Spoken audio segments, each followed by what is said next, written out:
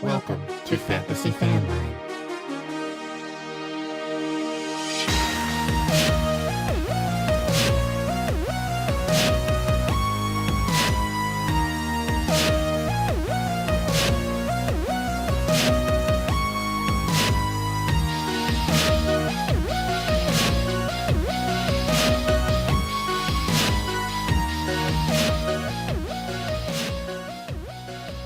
Hello, everybody. Welcome back to Fantasy Fanline, October 2nd, heading into Week 4. I am your host, Greg Scalera. We are the only fantasy football call-in show putting you live on the air with industry experts every week. If you've joined us before, you know the drill. We have a different expert guest on every week to take your calls live on the air, answer your questions, talk about your concerns, ease your fears, whatever you need us here for. If you just need a friend or some advice or a place to vent your troubles and talk about your crushing Week 3 defeats, we are here for you. A couple different things to talk about today before we get into the show and bring in our special guest, who we are still kind of waiting on to join the room anyway. We are going to be live for the next hour or so, taking your calls and your questions. I will put up the number. It is 618-FANLINE. Those of you who've done this before know how it works. You can call in anytime during our live broadcast, and we will talk with you live on the air. Just got that number up. It is 618-FANLINE. We are live every Saturday for the rest of the season at 2 p.m. Eastern Time on Facebook, on Twitter, on YouTube, Twitch. Wherever you like us, you could find us. Subscribe and hit the bell wherever you're watching so that you're the first to know when we're on the air. Every episode is also available in audio format the next day wherever you find your podcasts. Follow us on all platforms at Fantasy Fanline and visit our website, fantasyfanline.com, for a full schedule of upcoming guests and to submit a question to our mailbag if you can't join us live. And speaking of joining us live, I see that our guest for the day has just moseyed on in. Fox, what's going on, man? We got Fox on the line with us. He is our expert guest for the day. How are you doing? You didn't miss anything, man. You're good. You missed the intro, which is the coolest part of the show, but besides that, you're just in time. Awesome. No, I apologize. I don't know. It's just so you know, we just had triplets 7 months ago. So congratulations! Wow, thank you. Very chaotic. So when I saw everything, I was like, okay, cool. 2:00, like we're good. Listen, man, time zones are hectic enough and confusing enough as it is without triplets. Where are you joining us from today? I'm in California. California. So you're what, 3 hours behind us here on Eastern Time? Yes. Yep. Yeah. Fair enough, man. Well, I'm glad you're able to make it. Fox is the owner of Fantasy Kollectiv and co-host of the Fantasy Nightcap podcast, among other things, graphic designer for FTN Network, which, by the way, is graphic design goals, man. What an aesthetic on that product. Oh, absolutely. And also, a great brand to follow. But why don't you go ahead and plug a little bit for the listeners, everything that you do, everything you've got going on, let them know where to find you and what you're about. Yeah, you can find me at carbonfox_FF, and you can find pretty much everything we do at the collective at, I don't even know what it is. Well, it's the only fantasy collective out there spelled with a K. Yes. I appreciate that you have the Mortal Kombat rules of spelling on those hard C sounds. Yes. Well, and part of that, too, is at least two of us have some Dutch descent. So we wanted to stick with a K in there to kind of keep it different from everything else, too. But the Dutch explanation is much more grown up than the Mortal Kombat one I just offered. So we're going to pretend I didn't say that. And we're just going to I love the Mortal Kombat one. We're just going to roll with the Dutch. Yeah, that's my age specific. So, but the collective's at FF_collective, and that's with a K. And we're pretty much brand new this year and still trying to, make our way into everything. But we've got about 15 people with us right now, and we're covering everything from dynasty, redraft, betting is kind of what we've started to get more into. Anything in that realm. Trying to give people a little bit more of a range of stuff to cover instead of just sticking straight to just, fantasy content for fantasy purposes rather than anything else. Yeah, it's all really good content. You just published a new article today, I believe. It was the Nobody series, right? You want to explain a little bit about what that is and who you got this week? I love those picks. Oh, thank you. Yeah, when I started in fantasy, I actually started as a writer and was actually kind of looking to get out of graphic design. Mm. And kind of wanted to quit that, and that's why I got into writing. And now you do both. Another creative, yeah, that was another creative outlet. And then when I first joined in, it was with the Astros. So one of them just kind of saw that I had some graphic design experience, and they're like, "Hey, do you want to start doing that instead?" And I was like, "You know what? I will." And it kind of brought all my love for it back, and I was like, "I'm going to do that instead of writing." Sure. But now I kind of missed the writing part of it. So last week was the first week I started writing again with the collective. So it's just a series of kind of a guy that isn't somebody you're probably going to play each week, low ownership and rosters, but somebody who could hit. And last week I bombed on the pick. It was Quintus Cephas. And I really thought with... I like the process there. I like the logic. I think it was the right journey. Just the destination ended up being wrong. Yeah, that I really thought that one was going to hit. But this week I have Kadarius Toney, who's I think got the best opportunity, especially with Shepard and Slayton both out. He can be in the slot more. And, I think with Kenny G getting taken away with Lattimore, it opens up a little bit more for him. And then my honorable mention was Westbrook from the Titans with both their guys. That's what I've been calling him too, because I don't want to take a stab at pronouncing his full name. I was like, I could write it, but I'm not going to say it. I respect that. I think both of them have big opportunities this week. For those of you wondering who we're talking about, if you sort by wide receivers left standing on that team, he's going to be the only one you can find, I think, pretty much. And we have some questions about him today and just kind of where you are drawing the line in terms of starting him over other flex options. But we'll get into that later. I like both those picks a lot. I think Kadarius Toney got a little bit of an unfair rap coming into the league just because of where he was taken in the draft. A lot of people might not have agreed with the pick by the Giants, but I still think he's a good player, and he's going to get some opportunity, I think, sooner than any of us expected with so many receivers on that team, on the Giants coming into the year, and now they're all gone or hurt or, unproductive. So that happens in New York sometimes. I'm in New Jersey. I'm a Bears fan, but I have a lot of friends who are Jets and Giants fans, so I hear all about it. And they feel pretty good about Kadarius Toney as a prospect. We'll see if he pops this week and makes you look like a hero. Yeah, I'm fingers crossed. I don't want to go 0-2.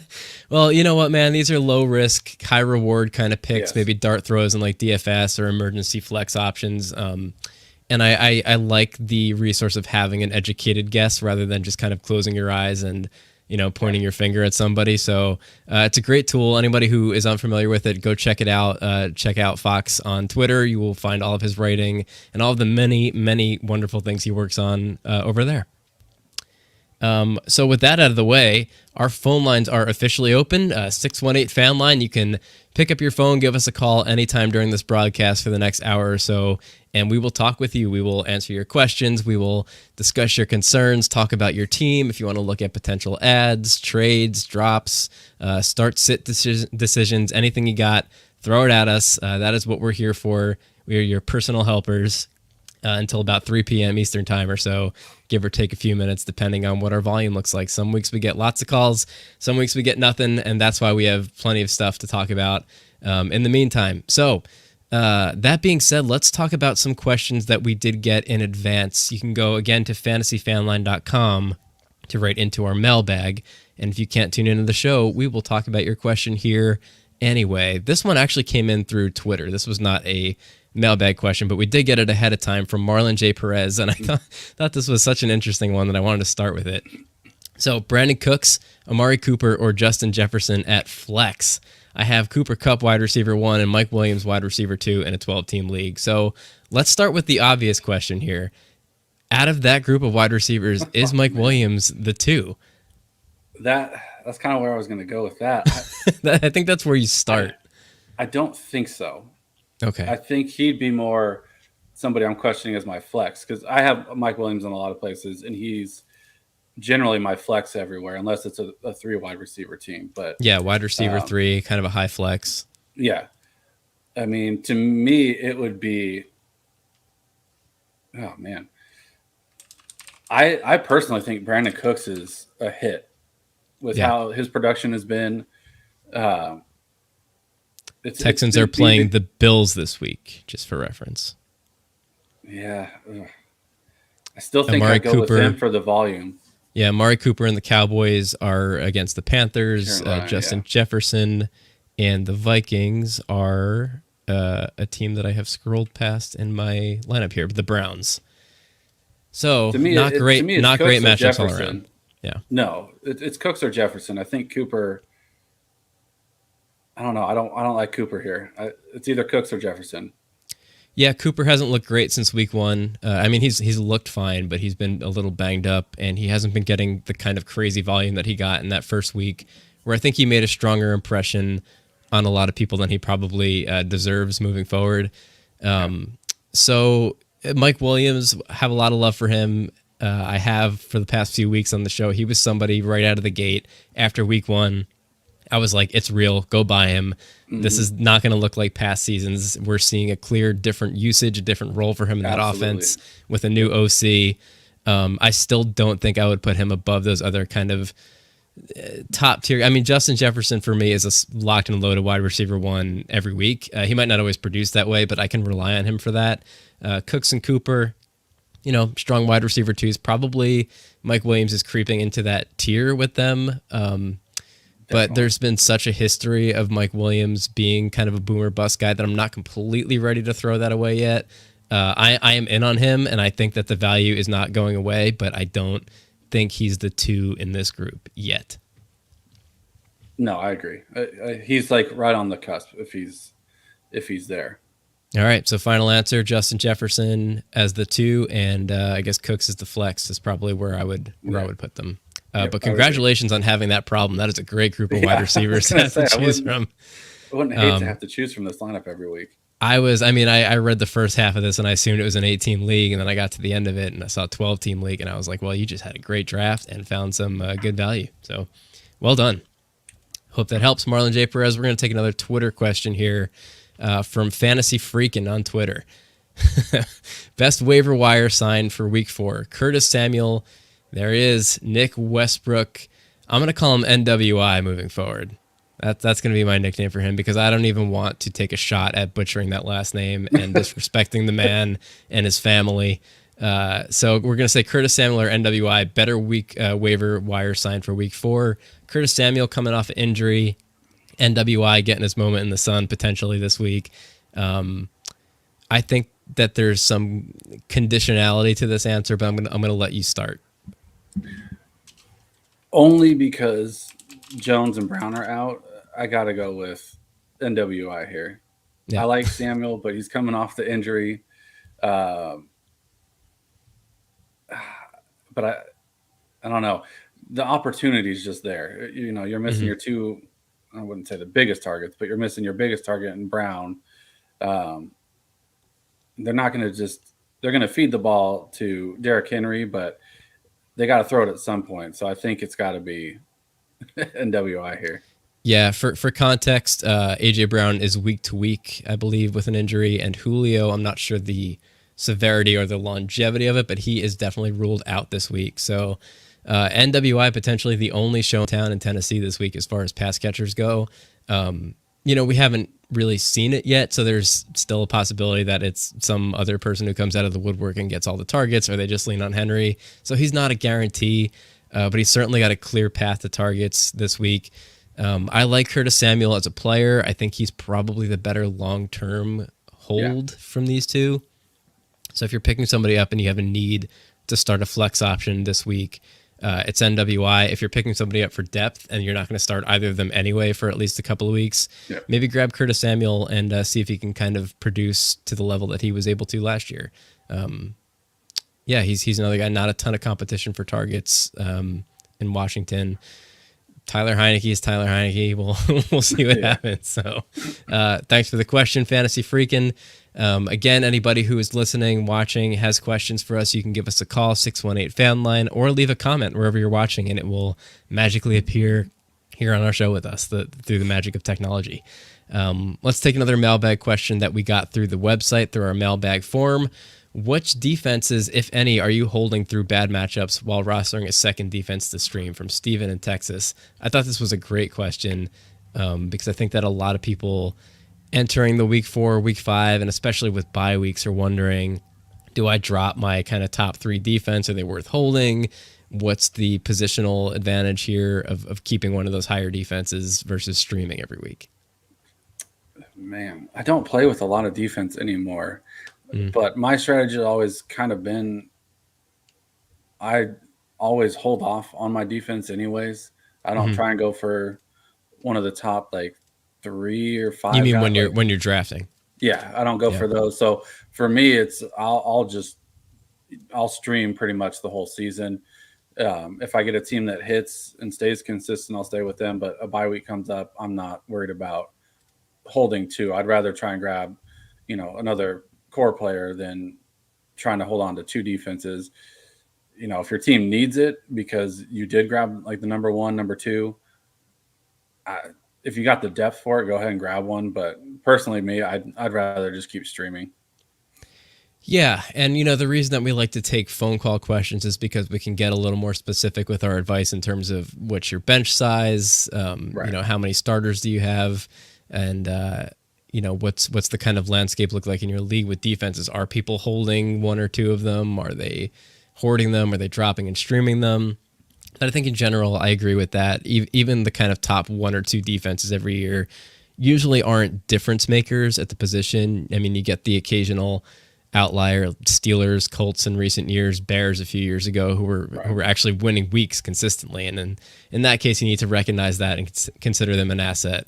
But I think in general, the better strategy to keep in mind is looking ahead to the next week or 2. If you do have that extra bench spot, I think I would rather stream a defense this week and look ahead to next week's matchups and see if there's anybody who people are going to maybe try to bid up once waivers open, and see if you can get out ahead of that and hold somebody who's got a great matchup next week and maybe avoid spending any of your free agent budget on it. So at this point, you can probably stream any team against the Jets. So yeah, you can be Jets are a looking forward safe to bet. Jaguars, I thought were a pretty safe bet until a couple days ago, Thursday, but you just never know. Yeah. But yeah, Jets, I would bet the house on any defense playing against them pretty much any week. So pretty much just keep an eye on the Jets' upcoming schedule and see if you can grab the team they're playing next week right now.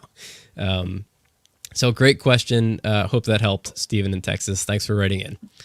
Let us move on to Brittany in New York wants to know, who is your favorite buy low wide receiver target right now? And I think there are quite a few because there are a lot of wide receivers who are kind of disappointing at their compared to their ADP right now. So who comes to mind for you when you look at this question? I feel like I own most of them. My condolences. My top 2 would be Robert Woods and Allen Robinson. Yeah. Probably Allen Robinson a little bit more.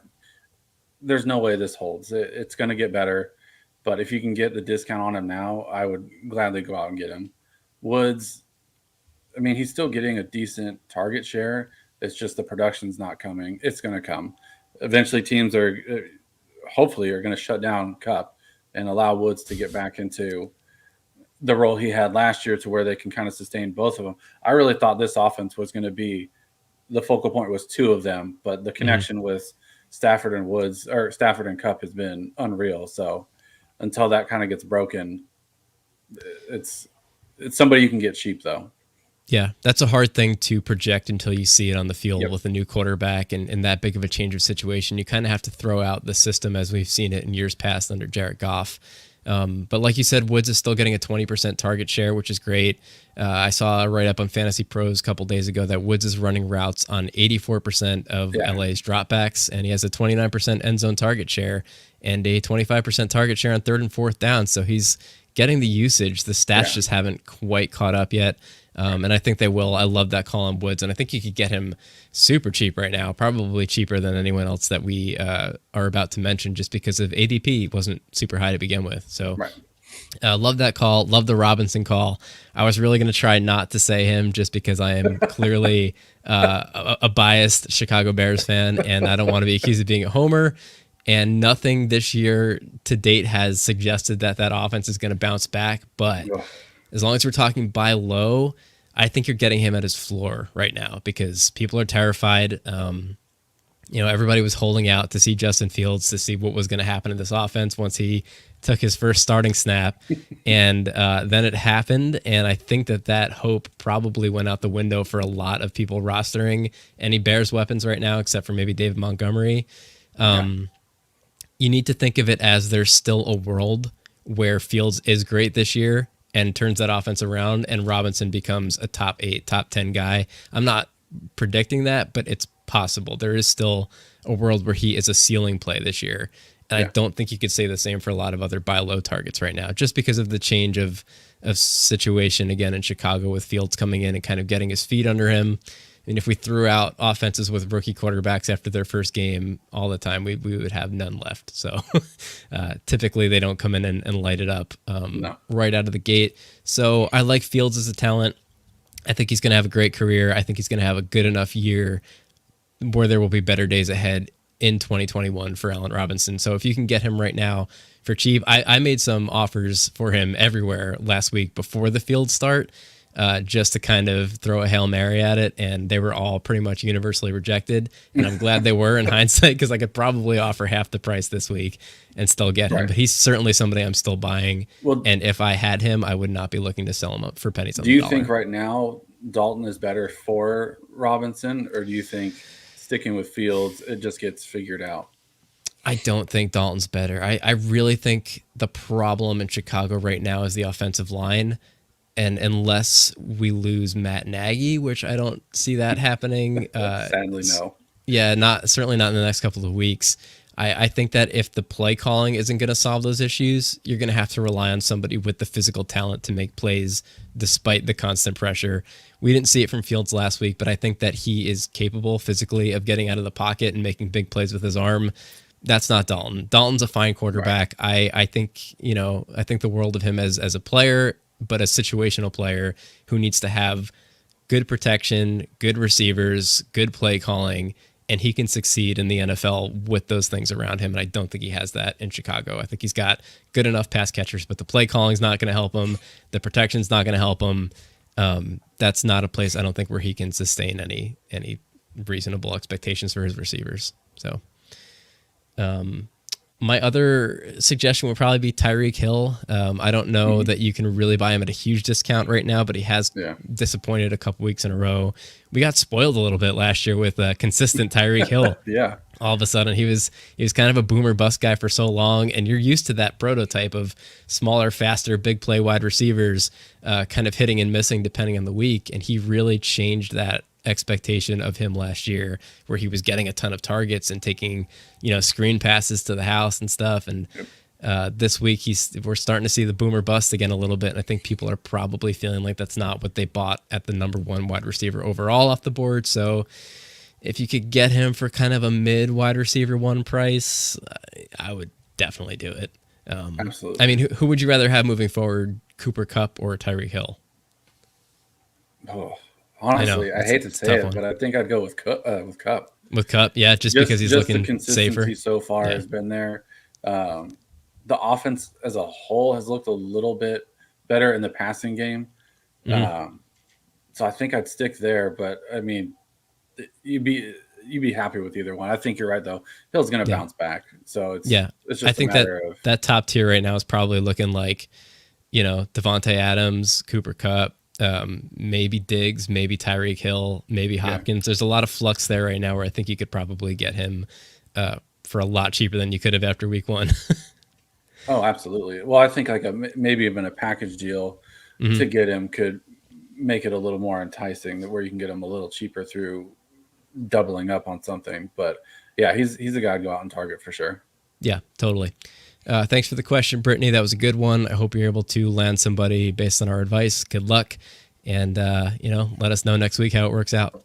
So once again, our phone lines are open, 618 Fanline. Like I said, sometimes we get some calls, sometimes we don't, depending on the week. But hopefully we can get on the phone with you, help you out with your week 4 questions. We will talk you through start-sit decisions, trades, cuts, keeps, free agency, waivers, free agent budget spend. Oh, probably not this late in the week on a Saturday, but maybe for next week.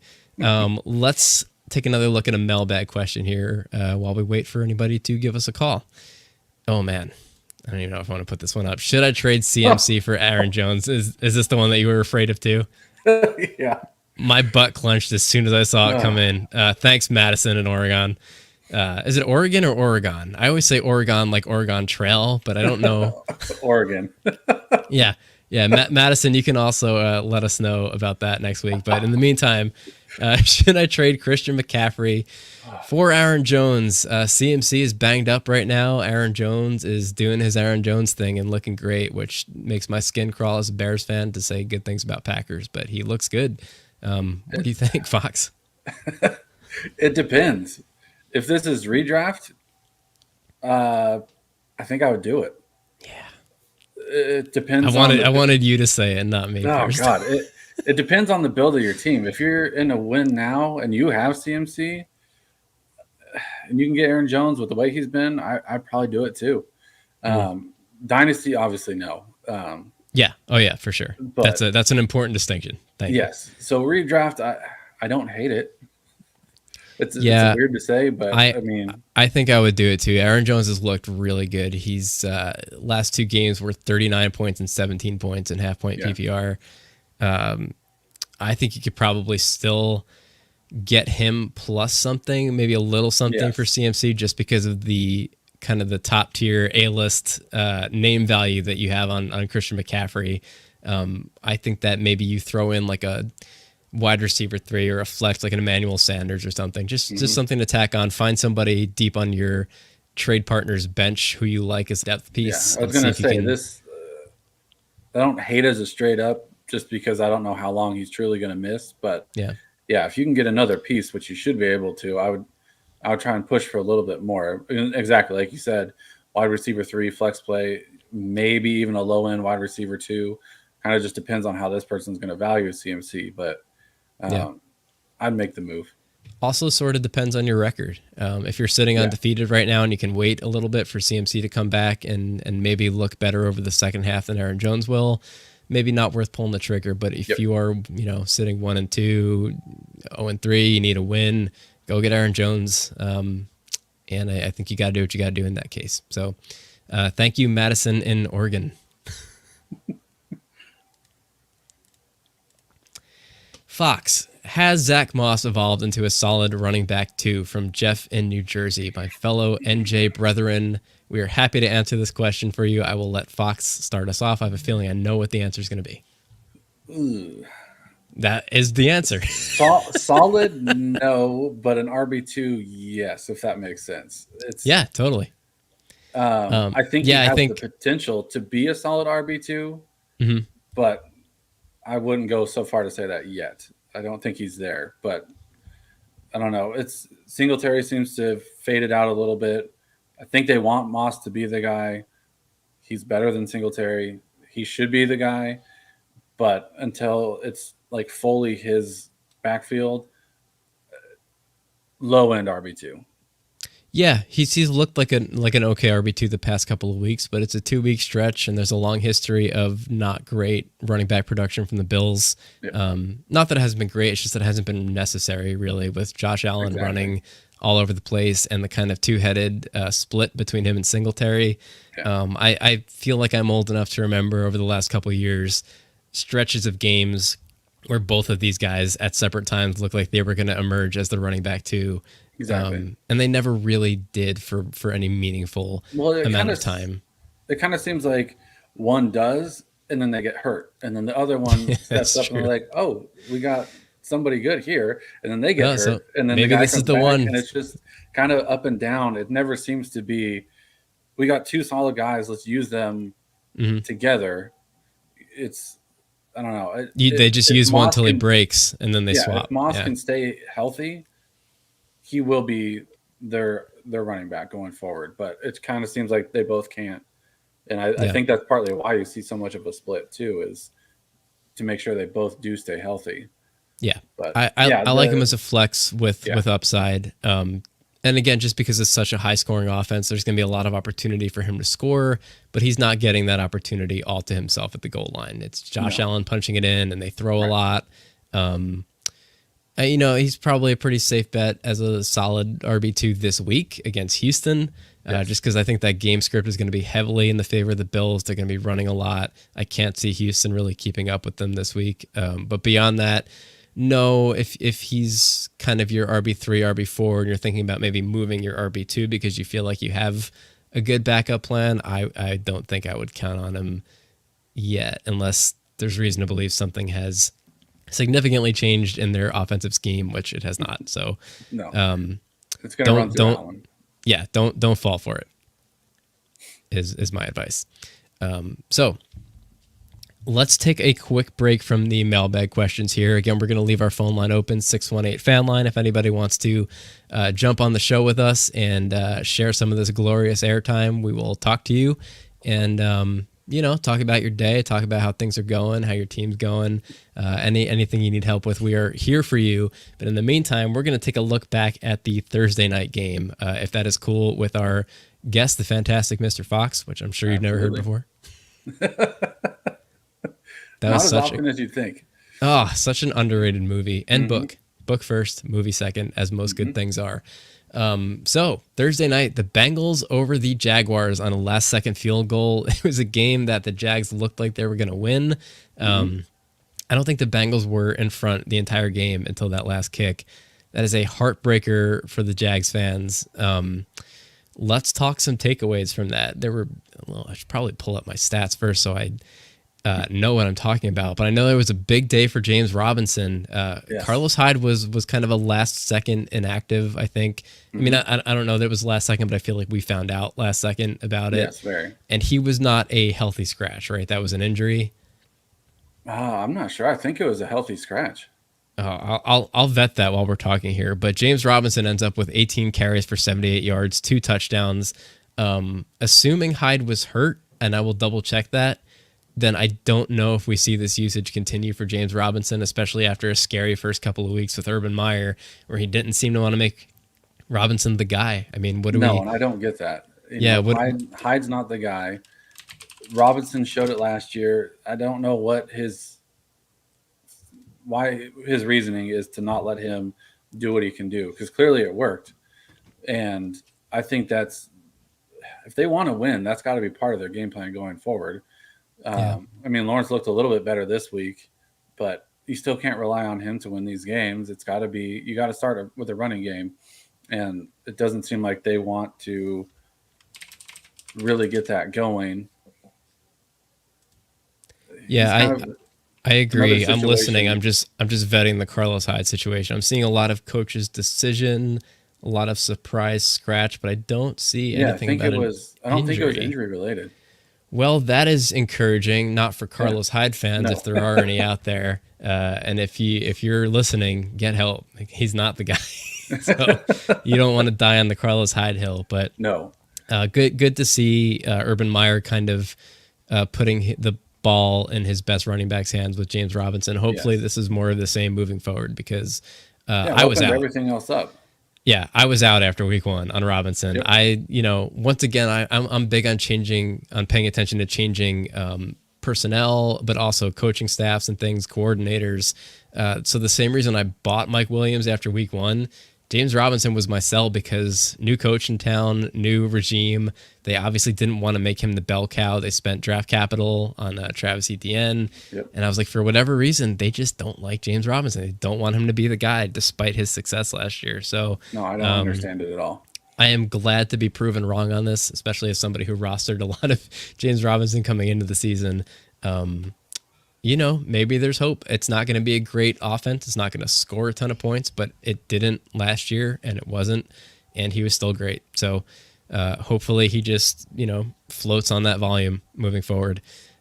Trevor Lawrence, 204 through the air, no touchdowns, no picks, but he did rush for 36 yards and a touchdown. Pretty good day for him at the office. I know a lot of people were hoping for kind of low-end QB1, high QB2 numbers for him coming into the year. I don't think we're seeing that play out with him or any of the rookie quarterbacks this year, really. No Justin Herberts in 2021. But no. Well, and I feel like people thought maybe that's what this was going to be. And out of all of the quarterbacks for rookies, I thought that's who had the best chance of doing it. But honestly, I think was Lawrence, yeah. Yeah, I think Myers, much like, Chicago, I think he's part of the problem. Already, yeah. I don't think he fits in the NFL, honestly. But it was a weird hire. Yes. I'm not going to throw him out after just a few games with a franchise quarterback, but after that first week, man, I was like, I don't know where you're going, Mr. Meyer. I don't want to call him Urban. We're not on a first name basis, but they're paying him the money, not me, to make those decisions. So hopefully he's got something up his sleeve. Hopefully he sees something that we don't. But Carlos Hyde was not it. Trevor Lawrence, hopefully better days ahead. He's looked better this past week than he did the previous weeks. He didn't throw many picks, didn't make many bad decisions. So you love to see that. What you don't love to see was DJ Chark, fractured ankle, out for the season. Huge bummer. Yeah, that one was rough. Feel for him. He's a young guy, great player, good talent. But that does open things up a little bit for Marvin Jones, Laviska Shenault. That was a crowded wide receiver room. Suddenly a lot less crowded. Laviska Shenault stepped up to the plate in this one, man. Got his usual one rush for 11 yards, which I think he can trademark at this point. But also 6 catches, 99 yards with a long of 52. I don't think I had seen him catch any passes that went longer than 4 or 5 yards in the previous weeks. The connection between the two of them, he seemed to be always open and seemed to be the guy that Lawrence was looking for. So I think, he's your wide receiver one there going forward. I think Jones will have his days too, but I think it's going to kind of be how it was when he was in Detroit, where I think he'll be consistent in what he gets, and then he'll have the huge 2 touchdown games, and then he'll regress back to 3 catches for 50 yards kind of thing. Yeah, but I think Marvin Jones touchdowns always came in bunches. Yeah. Laviska Shenault is interesting. He was somebody who I had my eye on through most of offseason, through draft season. He was a big offseason hype guy, especially in draft Twitter. Everybody loves the talent, loves the upside. He wasn't somebody who I think was being taken as a wide receiver 3. He was more of a high-end flex, but he wasn't one of those back of the draft flex guys that people were going to bail on after the first week of no production. So I think there was some patience with him. People gave him a couple weeks, but they might have jumped ship after last week heading into Thursday night. So take a look at your waiver wire. If you see Laviska Shenault, there might have been somebody in your league who just couldn't hold him anymore with other injuries, needed to fill the space. Didn't feel like they could start him until they saw it. But I think we just saw it, and I think he's going to be great and useful moving forward. Before we continue in this game, we got our first caller on the line of the show. So I'm going to bring this person in, and we're going to see what they want to talk about. Stand by. It always takes a second. Hey, caller, welcome to Fantasy Fanline. You are on the air with Fox. What's your name? Where are you calling from? Hey, guys. My name's Andy. I'm calling from Virginia. What's up, Andy from Virginia? Thanks, man. Of course, I have tons of questions because just the uncertainty with everything. But a question I was trying to Google last night and I couldn't really find an answer was, it's sort of a general question. How do you decide when to go against a consensus? Because I could easily just take all these sheets that I have and just plug in the guys that are on the top of the list, but that's no fun. I always want to, try to play that guy that's ranked a little lower and then, feel all good when he finally comes through on the weekend, or I feel like an idiot for not going with the consensus. But it's just, if you had any thoughts on that, perhaps. A guy this week, I have got Deontay Johnson on the bench. He's ranked below Jacoby Myers, Pittman Jr., Devonta Smith, and stuff like that. But his last game, he had 100 yards and 15 targets. So, for example, that's a guy that I would consider throwing in. Or then you have like a crazy shot, like, why don't I throw in Deshaun Jackson just to have some fun, even though like he's not on anybody's radar. So that's my question. How do you decide to go against consensus? I love that question. I will, before I turn this over to Fox to answer the kind of bigger question, I'll start by specifically addressing Deontay Johnson. I think he's still lower in people's rankings because of the uncertainty about his health. But last I heard, he was good to go for this week. So he should be shooting up all of the experts' consensus rankings. Claypool was announced out today. And Claypool's so out. Yeah, Claypool's out. Huge. Juju's still hurt. So I would expect Deontay to rise pretty late in the rankings with news about his health. But yeah, I'm guessing the reason he was below all those other guys you just mentioned was because a lot of people were ranking him as if he might not play. But Fox, why don't you go ahead and take this question first and kind of talk about your process in terms of going against consensus and chalk and how to use cheat sheets, how to not use cheat sheets. What's your mindset on this? I think this is a great question. It is. I love it. Honestly, a lot of it's just gut feeling. And for me personally, some of it is, there's guys that, like, I'm a Cowboys fan. So when I first started playing fantasy, like, I couldn't separate anything. It was just, okay, I don't like these guys because they're on this team or whatever, like a guy on the Eagles, I don't want him. And then, as I started watching more football and started playing more fantasy, it was like one of my favorite players is Robert Woods. So it's like, once you kind of separate that out and you kind of start to, fall in love with these players, guys you like, to me, it kind of goes to where, like, Robert Woods is a perfect example. I'm still going to play him this week because I like him as a player. I know his skill set, and it's probably going to be better than the guys he's ranked below. But I'm just going to go with my gut on the fact that I know he's more talented, so I'm going to give him this shot. And a lot of it just comes down to, like, cheat sheets. I kind of use those just as a base just to kind of see where everybody is. And, because you're going to look at one and it's going to be different than the next. So it's kind of – they're more guidelines than anything. And then you got to go off what you think the matchup could be. Obviously, if your guys are, like, in the top 5, it's more of a, okay, I'm going to stick with the chalk on that. I'm going to plug them in. But it's that, like 12 to 20 kind of ranking or a little lower. It's kind of just what you think that offense is going to do. I kind of go back and look at what they've done with their production. If they're getting the targets, they're just not hitting. It's going to happen. Yeah. If guys are getting low targets, they're starting to, regress a little bit. Then it's kind of guys, okay, if they're ranked up here, I'm going to pull them down a little bit just because the production really isn't there. The talent is, but if the offense is going that way, I'm going to pass. So it's kind of just going with your gut, going with what you feel is what they've been with their production week to week. Their matchup kind of plays into it, and I know that's kind of built into their rankings and everything. But even then, there could be like Javonte Williams this week with Melvin Gordon on the injury report. Like, he might be a guy that's going to be ranked lower and willing to put high because he might get more opportunities than you would think because, it could just take one play and Gordon's done. Mm-hmm. So it's kind of just a lot of it's just dumb luck. Yeah. When you talk about how strictly do you adhere to the cheat sheet rankings and things like that, like you said, they're really more suggestions. They're not locked and loaded hard fast rules because we, Fox and I being in the industry, we don't know. We spend a lot more time around the news and breaking down information and processing and figuring out what it means. But you can listen to us all year and follow every piece of advice we give you, and at best you'll be right more often than not, but not all the time. Right.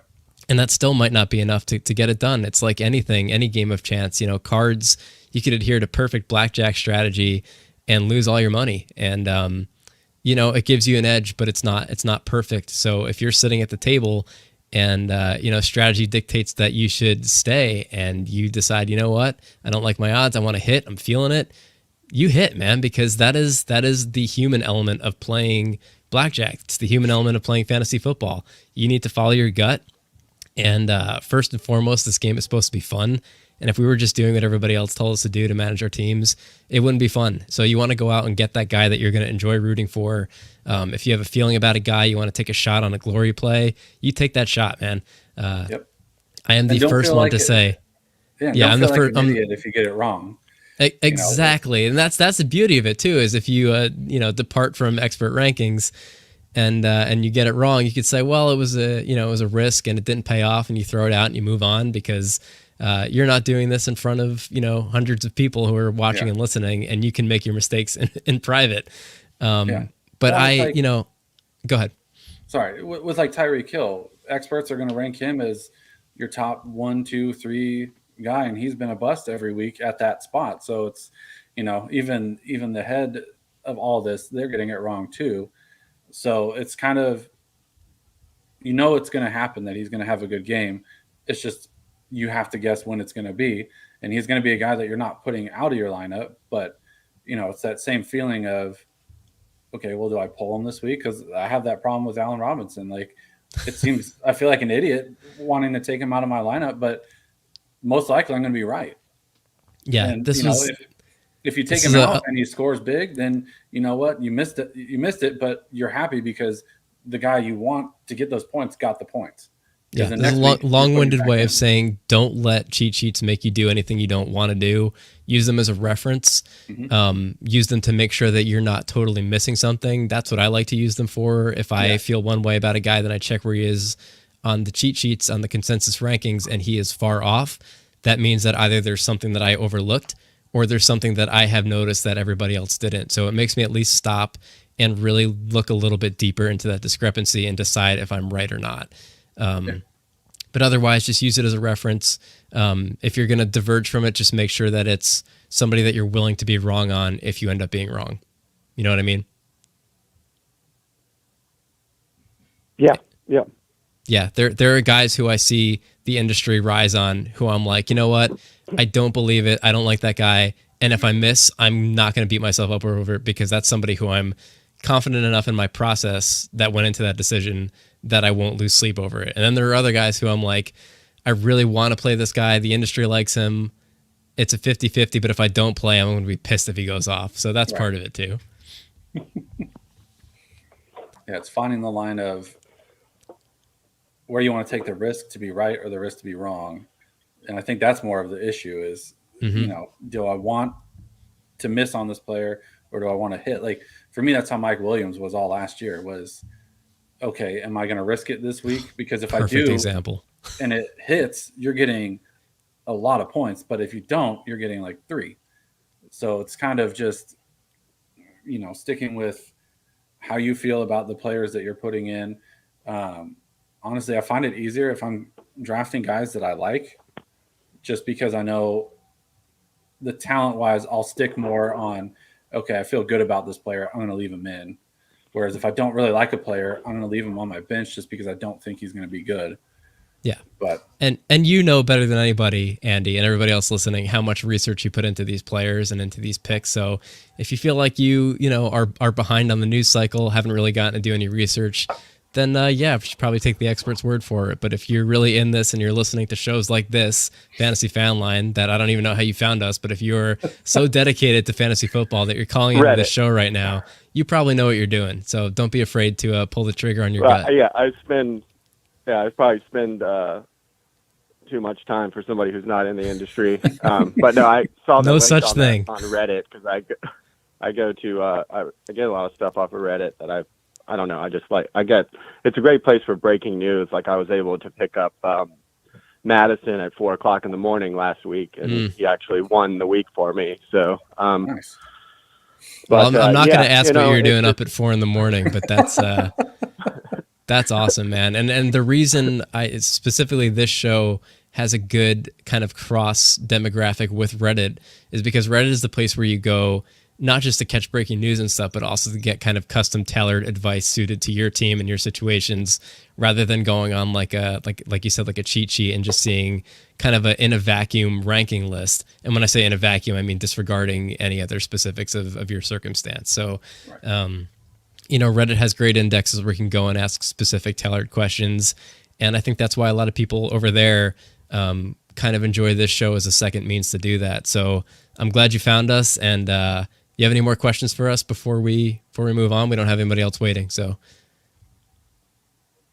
that was the one that was on the forefront of my mind, just because I was trying to find something to specifically address that last night. I could only find stuff about drafting, but not like in-season stuff. Because, I mean, really picking that guy that people are doubting on and having him hit is like, there's no better feeling than that, you know? Yeah. Yeah, I agree. And something else that's specific to in-season week-to-week rankings is sometimes pieces of information come out that run wild through the industry, like the expert community, and kind of get blown out of proportion to their actual importance. If a report comes out or a tweet goes out and gets circulated around Twitter that so-and-so is hobbling a little bit in practice, but the team doesn't really make a big deal out of it. Well, now we feel like we have a scoop and we move that guy down 20 spots in our rankings, and everybody who's outside of this community doesn't know why we did that, but they see it and they move him down accordingly. Mm-hmm. And sometimes things get lost in the telephone cycle. So sometimes it's good to be able to remove yourself from that echo chamber of opinions in the so-called expert industry. We know a lot, but like I said, we don't know everything, and sometimes we misinterpret week-to-week pieces of information. So, like I said, I think that's what's happening with your Deontay Johnson situation here. Is I think that the industry is just afraid to come up on him until they saw that he was healthy, and now I believe he is. So, I would start him with confidence this week. Absolutely.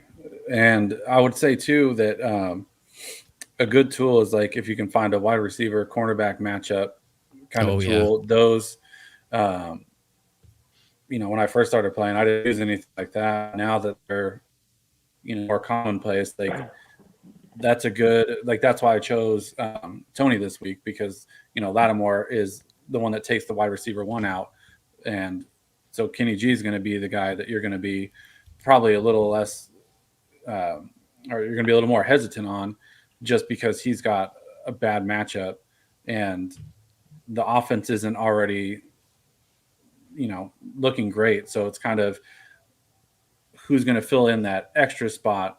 I think Daniel Jones is going to have more rushing in this game. And I think that's why if that's possible. Yeah. It's already the RB1 in New York. even Ingram might be the guy that I might look at here, but I'm still really nervous with his production and overall talent, but but that's why I wanted to do like the nobody series, because I didn't want to keep going with, you should play Devonta Adams this week, you should play these guys, because I wanted to put something out there that, okay, if with all these injuries that are going on now, or your team just has sucked and you need something to spark it, put one of these guys in there instead. And wanted to kind of highlight, you can play guys that aren't the top ranked people and they will still produce for you. And, generally they're going to be your flex plays. And if you have a lineup where you can have two flex plays or anything like that, like these guys are just absolute plug and plays for me. And so like even stuff like that, that's what I was looking for too, was, give me somebody that isn't in a lineup every week that could win me a week. Yeah. Well, it's a great question, great discussion. And you got anything else for us, man? Just on, talking about the cornerback matchups, I specifically was looking at the Xavier Howard there on Pittman Jr. I don't know. I'll just throw that out there for final thoughts. But thanks, guys, for spending all this time discussing this stuff with me. Thank you. Oh, our pleasure, man. That's what we're here for. Hope you call in again in future weeks. And, if you had a good time, tell your friends about us. We are here every Saturday. Well, Fox isn't. Well, Fox is here. My friends. Fox is here sometimes. I'm here every Saturday, but he'll be back later in the season. We have a different guest every week. I want my friends knowing any of my resources. So sorry, I'll tell them after the season. I respect that, man. We're gonna have twice as many listeners next year as we do this year for that exact reason. So take it easy, man. Thanks for joining the show today. Yeah, good luck. Bye. Oh, great call. Great question. I love conversations like that about like general, fantasy football philosophy. And that makes the game more fun, man. That's why we play it, and that's why it's managed by people and not computers. Otherwise, you would just write a software script and plug in the highest player every week. So well, and I think that's exactly it. Is I think this is where the actual analysis comes from, and it's not just okay. Well, this guy's 1, 2, 3, so obviously you play him. It's something that it's not the same every week. Yes, you have your guys that are consistent, but it's the little guys. There's always somebody like Robinson last year. There's always somebody that's gonna come along that's who wins you your week, and everybody was down on him. Yeah, the reason I, as a player and a fan and somebody who enjoys fantasy football, the reason I gravitate towards podcasts and shows, and part of the reason I started this show is just because I think conversation around information is really important to help contextualize it. I was not a fan of just going to websites kind of, the night before Sunday and checking the rankings and doing it accordingly. I want to know more about the decisions that I'm making so that I can make them and not just kind of assign them to a numbers ranking system. So, well, I think it makes you better as a player and as somebody who analyzes the game every day. For sure. No, when you approached me about this, I was like, I've never heard of this before. But then the concept was, it's a great concept. I love it. So yeah, it's a brand new show, and I don't know why nobody's doing this. I mean, I know why. I found out why once I started trying to put it together. It was because it was really hard to set up. I looked at it and I was like, this is going to take a really specific kind of audio engineering nerd and an IT nerd and somebody who knows a lot about fantasy football. And then I was like, wait a minute, that's me. So, so here we are. You have another 10, 15 minutes. We'll go through some more mailbag questions, leave the phone lines open for a bit in case we get any other callers. Thank you from Reddit for sending over our caller today. Hopefully we get some more. In the meantime, you brought up Evan Ingram, which kind of reminded me of this question, and it's going to be a sort of a curvy road to get to my tie-in, but we'll get there. Is Kittle still in that top tight end tier with Kelce and Waller from Yuriy in Pennsylvania? Let's discuss the Kittle part of this first, and then we will get into the Evan Ingram part, which is really just sneak preview. Kittle is looking like he's not going to play this week, so we'll talk some potential waiver wire fill-ins. But first, what's the deal with Kittle? When he is healthy and 100%, yes, he is in that tier. But the last season or two, I don't put him in that tier. It's Kelce and Waller for me. This year was the first year in redraft that I've ever taken Kittle, and I've regretted it. Me too. And I usually, if I can't get Kelce, I generally don't even like to go after Waller, but it's Kelce because I know every week you're getting consistency, and he's going to be your wide receiver one. Yeah, but and your tight end one. Kittle is just so up and down, and I think mainly because I don't think he's ever 100%, but when he is, he's absolutely right there. To me, it's Kelce Kittle if he's 100%. In Kittle's defense, nobody on the 49ers is ever 100%. No, that's true. That team just every week just hates being healthy. I think they just wake up, and if there's not something wrong, they twist their ankle getting out of bed or something just to make sure they end up on the report. Just trip down the stairs. I've never seen anything like it for It's this unreal. Sustained amount of time. It's been years. It feels like every year their running backs explode, their quarterback explodes, George Kittle explodes. I'm going to be a little stricter on Kittle, and I'm going to say that he's not in this tier just because, I don't know, he hasn't put up a really elite full tight end season since 2018. Right. And yes, part of that is probably health, but also 2018, he didn't have Brandon Ayuk. He didn't have Deebo Samuel. This is not necessarily the same offense where he was the only show in town. And I think he's good enough to succeed and be efficient on less targets. He was getting a monster target share back in 2018 before those guys were around, and rightfully so. It reminds me a little bit, and I hate to even bring this evil onto George Kittle and his managers, but it feels a little bit like the abrupt end of the Zach Ertz era of him being talked about. No, that's spot on. Yeah, they're very different players physically, but as soon as you kind of saw Zach Ertz not be the number one target in Philadelphia, the decline was jarring. It was him and Kelce and like Mark Andrews kind of around that top 2-3 tier for a little bit. And as soon as he lost that target share, he was out. He was out of that tier in a hurry. And that's what it feels like for me with Kittle a little bit. It's easier to see obviously in hindsight after it happens than to see it at the beginning, but I'm recognizing what it felt like at the beginning for Ertz, and it feels that way for Kittle. And I hate to say it because I love him as a player and I think he's one of the funnest guys in the league, but I that doesn't mean he's bad. Certainly there's not a lot of guys with more upside than George Kittle from week to week. I would put him probably in that second tier with like your Mark Andrews, maybe Kyle Pitts, definitely TJ Hawkinson. I think after this year is going to be up there. So that's where he is for me. And I think this was the year where a lot of people were really preaching going out and getting one of those top 2 or 3 tight ends, which is why I think you and I are both feeling like we got our first share of George Kittle, and I got a lot of Kelce and Waller this year too. But this was one of those years where I came in not feeling like there were a lot of later tight end options who I felt good about breaking out. Maybe a Tyler Higbee. That was pretty much it. But I feel like those mid to late guys are doing okay right now. So I don't know that those top tier tight end draft picks were as warranted as they felt like they were going to be. But the season is young. Honestly, Kelce is certainly worth it. Yeah, I was going to say Kelce's probably your only one that you're truly happy with at this point.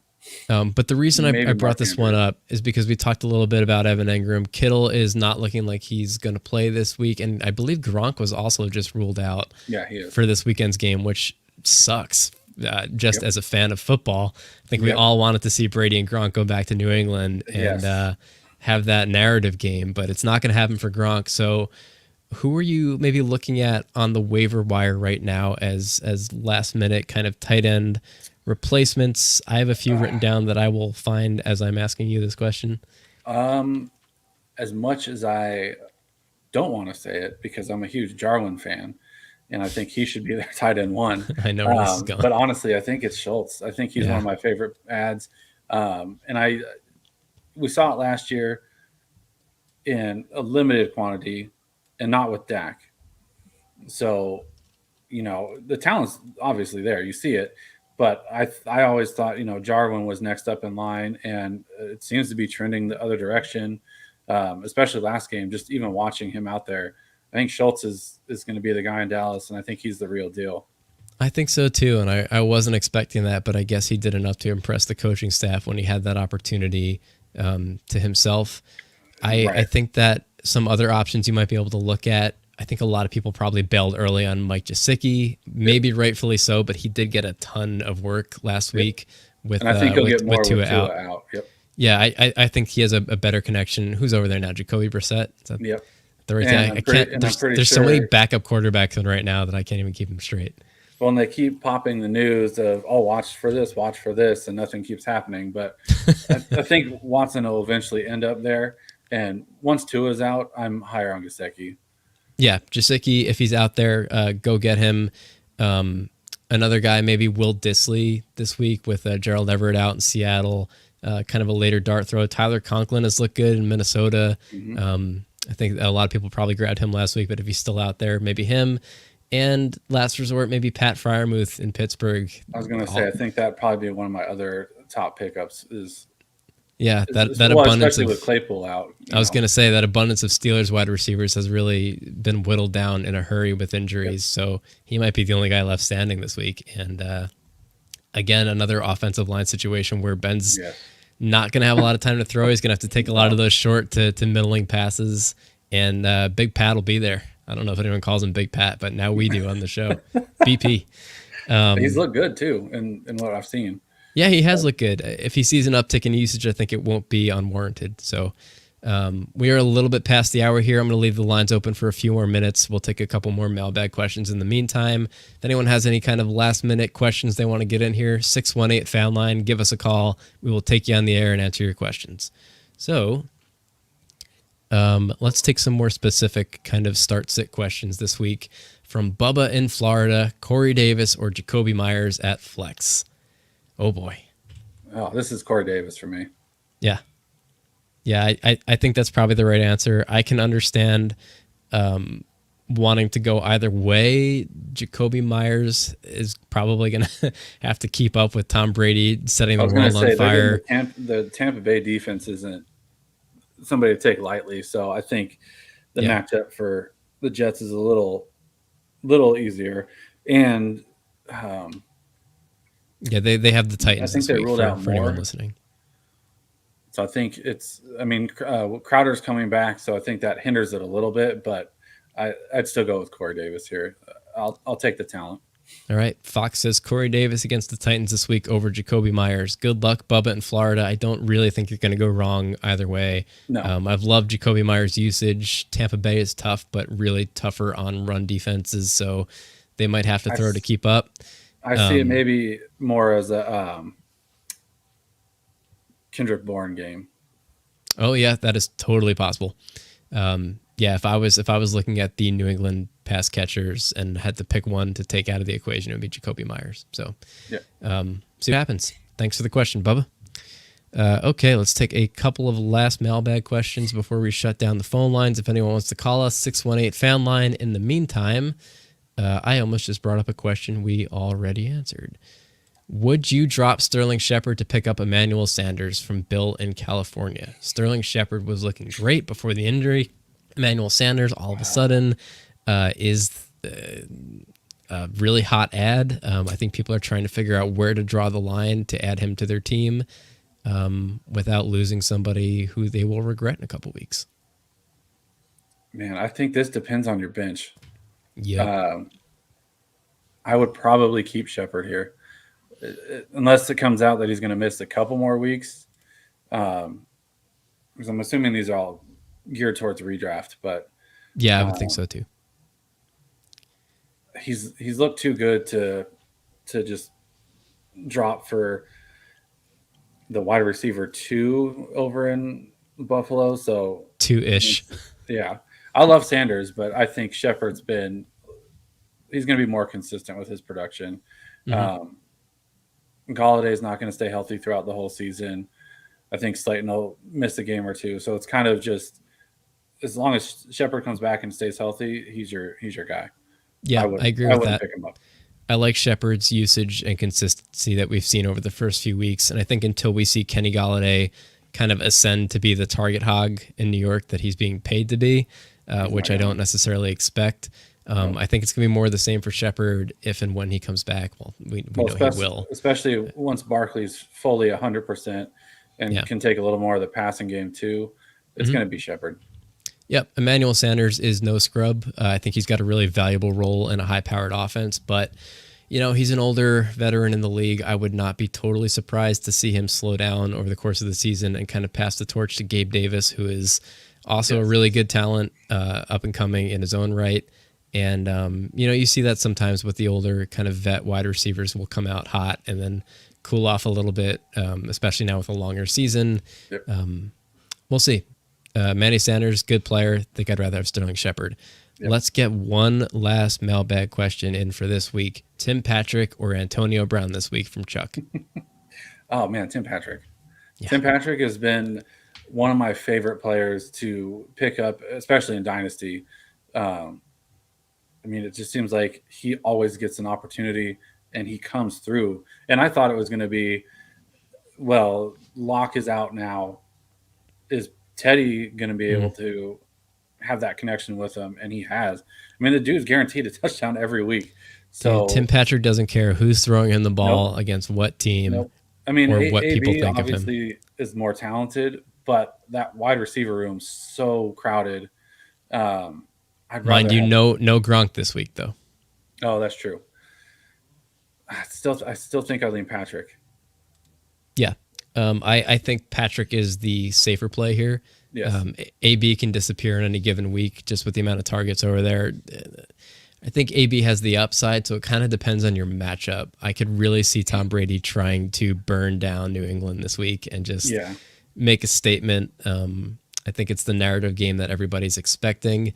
Mind you, that doesn't always bear out. They could just run it down their throats and we'll all be left scratching our heads. Yes. So I don't think there's a world where Tim Patrick disappears the way that AB could. Exactly. And Patrick still has enough upside that I think he's probably worth the play. They're playing against the Ravens this week. I don't love that matchup, but no Jerry Jeudy. KJ Hamler now is out for the season, so certainly a better shot at target share. I think the focus will be on Sutton. So yeah, Sutton and Fant, I think, will be the guys they try and take away. I think this is a big Javonte Williams and Patrick game. I think you're probably right. Yep. So before we wrap things up for the day, I realized that I interrupted our Thursday night breakdown earlier to take that call. So I just want to make sure we didn't miss any big takeaways from that game before we wrap up. We'll leave our lines open here for another 1 or 2 minutes. I know we're about 10 minutes over, but just to put a bow on this Thursday night game, we talked a lot about the Jags. Anything you want to talk about the Bengals before we wrap up here? Big days for Tyler Boyd, CJ Uzomah for whatever reason, Jamar Chase still looking great. Mixon was solid, not spectacular. Burrow, solid, not spectacular. T. Higgins was out. What do we make of it? As long as T. Higgins is out, Boyd is the guy you want there. CJ Uzomah, I think that's honestly a good pickup. I think that they're finally trying to utilize a tight end, and I think he's talented enough to take that role. I mean, this offense has got plenty of weapons, so it's just a matter of where they're going to spread the ball each week. And if they can kind of keep it as they did in this game, you can kind of plug and play everybody. But I think Boyd fades again once Higgins is back in the lineup. But I think you're playing Chase every week. Chase is the real deal, man. A lot of people got a great value on him after all the bad vibes in the offseason with the drops. I love Mixon, but that one's – I know he got hurt at the end. He did. I thought he was going to go ham in that game. I thought so too. I thought that was the Mixon game script, everything lined up. He finally started to look good, and then I was like, where did he go? And then they show him stretching his ankle on the sideline. I was like, I mean, saw it happen. Production, but it didn't look like anything scary. I saw he did. No. It was just a routine tackle. He came up grimacing. I was like, here we go. He was gone the rest of the quarter. It was the Samaje Perine show after that, which I didn't even know he was still playing. I guess after Gio Bernard left, I never bothered to see who replaced him. But surprise, it's Samaje Perine. So, yeah, and honestly, there's nobody you're handcuffing there that's going to give you any value, so it's not worth checking. I wouldn't worry on Mixon. I haven't heard anything concerning about his injury, and he's going to be one of the higher workload running backs in the league still moving forward. So I think this is a pretty low to standard output for him, and you will take that all day. You know, handful of if he's getting you that touchdown, I'll take it with the 60 yards or so. Let me pull it up exactly. I switched off of that tab about a half an hour ago. 16 carries for 67 yards and a touchdown. Fine, great. You'll take it. If it weren't for the touchdown, that's probably a floor game for him. 16 carries for 67 yards. Still not going to kill you. Still like him as a mid to low running back one moving forward. Getting more usage than a lot of guys who were drafted over him at this point. So, look, Fox, this was a lot of fun, man. Thank you for doing this. I'm glad we got some participation, got some good questions in, a little bit of Thursday night breakdown. Why don't you take one more chance to plug all your stuff? Let the good people out there in Fanline land, I will workshop that name a little bit, but all the people out there, let them know where to find you and where to follow you. Yeah, you can find me on Twitter at carbonfox_FF. You can find us at FF_collective, and that's with a K. That's pretty much where all our content comes out. You can find our website's the same thing, ffcollective.com. You can find all our articles there. We have links to our podcast. We have the Fantasy Nightcap. We have the Dynasty Bros. We have the Collective Knowledge Show and the Fantasy Boardroom. So we've got a couple on our network that you can check out. And I think that's it. You're a busy man. Thanks again, Fox. Appreciate having you, man. You're one of my favorite follows out there. A lot of great content. Everybody out there, if you don't already follow him, Carbon Fox FF on Twitter. It's got a lot going on, as you just heard, and it's all worth the read and the listen. So we are live every Saturday, 2 p.m. Eastern time for the rest of the season. We're back next weekend, same time, same place. Dynasty Humble SR is our guest. You can subscribe and follow Fantasy Fanline on YouTube, Fantasy, Facebook, Twitter, Twitch, and find us the next day on your favorite podcast platform of choice. We are on all platforms at Fantasy Fanline, so subscribe, click the bell, whatever means of notification they have set up for you, wherever you like to listen to your stuff, you can get us there. So Visit our website, fantasyfanline.com, for a full schedule of guests and to submit a question to our mailbag. If you can't join us live, we will pull it up and answer, and you can listen back to it later. So if you like the show, please leave a review, tell a friend, support us on Patreon, patreon.com/fantasyfanline. We got perks for you. We got all kinds of fun things over there if you decide you can help us out. Thanks for tuning in. We will talk to you next time on Fantasy Fanline. Goodbye, everybody.